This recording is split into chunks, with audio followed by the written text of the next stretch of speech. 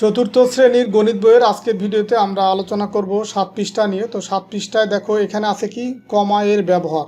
তো আমরা অলরেডি বড় বড় সংখ্যা কিভাবে গণনা করতে হয় সেটা কিন্তু কিছু ধারণা নিয়েছি আগের ভিডিওগুলো থেকে। তো আজকের ভিডিওতে আমরা সেই বড় সংখ্যাগুলো কমা ব্যবহার করে কিভাবে সহজে গণনা করতে হয় সেটাই শিখব। তো এখানে এই তুলি আর রাফির ভিতরে কথোপকথন হচ্ছে। তো এখানে রাফি বলতেছে বড় কোনো সংখ্যা গণনা করতে আমরা প্রায় সমস্যার সম্মুখীন হই, আর এই তুলি বলতেছে যে সেই সমস্যার সমাধানের জন্য আমরা কমা ব্যবহার করব বা কমা ব্যবহার করে সহজে গণনা করতে পারি। তো এখন এখানে একটা বড় সংখ্যা দেওয়া আছে যে বাংলাদেশের প্রাথমিক বিদ্যালয়ের মোট শিক্ষার্থী প্রায় হচ্ছে কত, এখানে বড় একটা সংখ্যা দেওয়া আছে। তো এই সংখ্যাটা কমা ব্যবহার করে কিভাবে সহজে গণনা করা হয় সেটা এখন দেখব। তো এই কমা ব্যবহার দুইভাবে করা যায়, একটা হচ্ছে দেশীয় রীতিতে আর একটা হচ্ছে আন্তর্জাতিক রীতিতে। তো দেশীয় রীতিতে নিয়ম হচ্ছে প্রথমে ডান দিক থেকে 3 অঙ্কের আগে কমা হবে। দেখো এই যে 3টা অঙ্ক আছে, এর আগে হচ্ছে এই যে কমা, তারপরে হচ্ছে 2টা অঙ্কের আগে কমা, তারপর আবার 2টা অঙ্কের আগে কমা, এইভাবে যেতে থাকবে। এটা হচ্ছে দেশীয় রীতিতে। আর আন্তর্জাতিক রীতিতে হচ্ছে সবসময়ই 3টা অঙ্কের আগে কমা। দেখো এখানে 3টা অঙ্কের আগে কমা, তারপর আবার দেখো এই যে 3টা অঙ্ক তার আগে একটা কমা। তো এইভাবে কমা ব্যবহার করতে হয়। আর এখানে কমা ব্যবহার করার পরে সংখ্যাটা পড়ার নিয়মটা দেখো। এখানে দেখো একক, দশক, শতক, হাজার, অযুত, লক্ষ, নিযুত, কোটি, তার মানে কোটি পর্যন্ত আসছে। আর কমার মাধ্যমে পুরো সংখ্যাটা ভেঙে গেছে, তার মানে এখানে 2 হবে, যেহেতু কোটি পর্যন্ত আছে 2 হবে কোটি, 2 কোটি। আর এই দুইটাকে আমরা একসাথে পড়ব।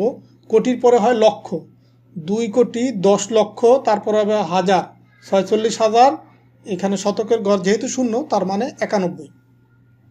আর আন্তর্জাতিক রীতিতে হচ্ছে একক, দশক, শতক এই পর্যন্ত ঠিক থাকবে। তারপরে এই 3টা মিলে হচ্ছে হাজার। এই যে এই 3টা সংখ্যা মিলে হচ্ছে হাজার। তারপরে এই 3টা সংখ্যা মিলে হবে, এখানে 2টা সংখ্যা যদিও আছে, যদি আর একটা সংখ্যা থাকতো সেই 3টা সংখ্যা মিলে হবে কি মিলিয়ন। সেই 3টা সংখ্যা মিলে মিলিয়ন। আর এখানে 3টা সংখ্যা মিলে হচ্ছে হাজার। তার মানে এটাকে আমরা পড়বো হচ্ছে 21 মিলিয়ন। এই দেখো এই দুইটাকে, এই এখানে আর একটাও সংখ্যা থাকতো, এই 3টাকে মিলিয়ে আমরা পড়তাম। যেহেতু 2টা আছে তার মানে এটা হবে 21 মিলিয়ন। এই দেখো এই হাজারের ঘরের এই অঙ্কটা শূন্য, এই কারণে এখানে হবে কত 46,000। শতকের ঘর শূন্য, তার মানে এখানে হবে 91। তো এই হচ্ছে আন্তর্জাতিক রীতিতে কমার ব্যবহার করে সংখ্যা গণনা করার সহজ পদ্ধতি, এবং দেশীয় রীতিতে কমার ব্যবহার করে সংখ্যা গণনা করার সহজ পদ্ধতি। তো এরপরে এই সংখ্যাটাই দেখো এই যে কমা ব্যবহার করছে এবং একক, দশক, শতক, হাজার, অযুত, লক্ষ, নিযুত, কোটি এই সংখ্যাগুলো বসাইছে। তো এখন এখানে তোমাদের 7 পৃষ্ঠায় দেখো নিচের দিকে 4টা সংখ্যা আছে, এই সংখ্যাগুলোতে কমা ব্যবহার করতে হয় কীভাবে সেটা দেখব। তো দেশীয় রীতিতে এবং আন্তর্জাতিক রীতিতে দুইভাবে আমরা কমার ব্যবহার দেখব। তো এখানে দেখো দেশীয় রীতিতে নিয়ম হচ্ছে কি প্রথমে 3 অঙ্কের আগে কমা, তার মানে দেখো এই যে 1 2 3 অঙ্কের আগে একটা কমা দিলাম। আবার এইখানেও দেখো প্রথমে 3 অঙ্কের আগে কমা, তারপরে এই 2 অঙ্কের আগে কমা। আর এরপরে অঙ্কই আছে 2টা, তো কমা তো আর প্রথমে বসে না, তো এই কারণে এইখানে এই 2টা কমাই থাকবে। এরপরে দেখো এখানে প্রথমে 3 অঙ্কের আগে কমা, তারপরে 2 অঙ্কের আগে কমা। এরপরে দেখো অঙ্ক আছে 3টা, তার মানে আবার 2 অঙ্কের আগে আর একটা কমা বসবে। আবার এখানে দেখো প্রথমে 3 অঙ্কের আগে কমা, তারপরে হচ্ছে আছে অঙ্ক 2টা, তো আর কমা তো প্রথমে দেওয়ার প্রয়োজন নেই। দেখো এখন এই বড় সংখ্যাটা কিভাবে সহজে পড়তে পারি। একক, দশক, শতক, হাজার, অযুত, লক্ষ, নিযুত, কোটি, 4,86,41,785। আর এখানে দেখো একক, দশক, শতক, হাজার, অযুত, তার মানে এই অযুত পর্যন্ত আসছে। তো এই 2টা মিলে তাহলে কি হবে, হাজার হবে, 80,006 হবে। আবার এটা দেখো একক, দশক, শতক, হাজার, অযুত, লক্ষ, নিযুত, তার মানে এটা হবে এই 52 লক্ষ। এই কমার ভিতরে এই 2টাকে একসাথে পড়বো, আবার এই কমার ভিতরে 2টাকে একসাথে পড়বো, তার মানে 52,15,723। এখন আন্তর্জাতিক রীতিতে নিয়মটা কি, প্রথমে 3 অঙ্কের আগে কমা দিলাম, তারপর দেখি এটাও প্রথমে 3 অঙ্কের আগে কমা, তারপরেও 3 অঙ্কের আগে কমা। আন্তর্জাতিক রীতিতে সবসময় 3 অঙ্কের আগে কমা হবে, এই 3 অঙ্কের আগে কমা, তারপর আবার 3 অঙ্কের আগে কমা।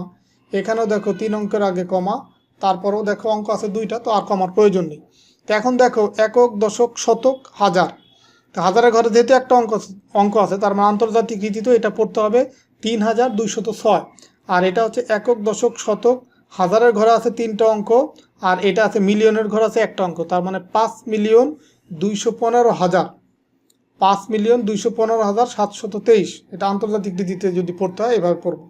এখানে দেখো একক, দশক, শতক, হাজারের ঘরে আছে 3টা, মিলিয়নের ঘরে আছে 2টা অঙ্ক, তার মানে 48,641,785। এখানে দেখো এই হাজারের ঘরে আছে 2টা অঙ্ক, একক, দশক, শতক, হাজার, হাজারের ঘরে এই 2টা অঙ্ক, তার মানে হচ্ছে 80,006।